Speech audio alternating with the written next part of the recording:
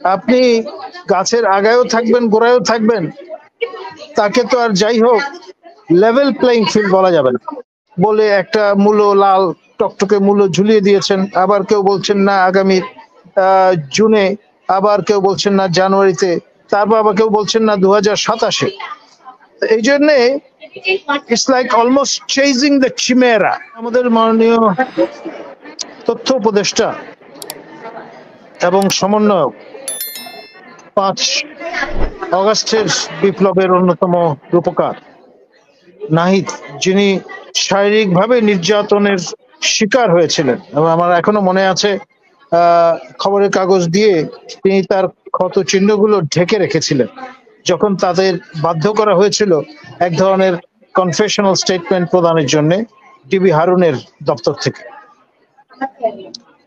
তিনি যে কথাগুলো বলেছেন ইংরেজিতে, আমাদের প্রফেসর ডক্টর মোস্তফা সরওয়ার মহোদয় বেয়ার মি আউট, যেটাকে বলে কল স্পেড এ স্পেড, অর্থাৎ একেবারে ঝেড়ে কেশে বলা। মির্জা ফখরুল মহোদয় ইন এ ওয়ে আপনার সঠিক জায়গাটায় আঘাত করেছেন, ফলে ফল্গু ধারার মতো ঝর্ণা যেভাবে উদ্গরিত হয় সেই রকম ভাবে আমাদের মাননীয় উপদেষ্টা মহোদয় তিনি সাফ সাফ কথাগুলো বলেছেন। এখন দুটো বিষয়, সর্বশেষ যে কথা বলেছেন তিনি, সেটি হচ্ছে তারা কোনো অবস্থায় সামরিক শাসন মানবেন না এবং কোনো অবস্থায় জরুরি অবস্থা জারির মতো কোনো বিষয় গ্রহণ করবেন না বা মেনে নেবেন না। এটা হচ্ছে শেষ কথা। এবং আমাদের আরেক মাননীয় উপদেষ্টা আসিফ মহোদয় তার সঙ্গে সমত ব্যক্ত করেছেন এবং সেই সঙ্গে যুক্ত করেছেন যে তারা যদি নির্বাচনে প্রার্থী হবার মনস্থ করেন তাহলে তারা উপদেষ্টা এই পরিষদ থেকে, মন্ত্রী পরিষদ থেকে ইস্তফা দিয়ে সেটা করবেন। আর আমাদের মির্জা ফখরুল মহোদয় যে বিষয়টি তুলে ধরেছেন তার যথেষ্ট মেরিট আছে। আপনি গাছের আগায়ও থাকবেন, গোড়ায়ও থাকবেন, তাকে তো আর যাই হোক লেভেল প্লেইং ফিল্ড বলা যাবে না। পরিষ্কার আমাদের রহমত ভাই রাজনীতি করেন, তাকে অনেক রেখে রেখে কথা হয়তো বলতে হবে বা বলতে হয় সঙ্গত কারণে, কারণ দলের ভেতরে বাইরে নানান রকমের আপনার অ্যাকাউন্টেবিলিটির বিষয় আছে।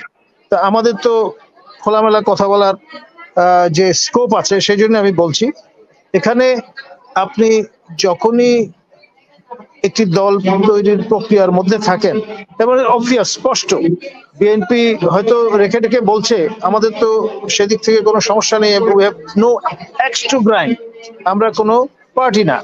সেই জন্য আমি বলবো যে যেই দল গঠনের চেষ্টা চলছে ক্ষমতায় থেকে, সেইটি নৈতিকভাবে কতটা সমর্থনযোগ্য এবং আপনার এর ইমপ্লিকেশন কি, সেটা নিয়ে আসলে ন্যাশনাল ডিবেট হওয়া প্রয়োজন।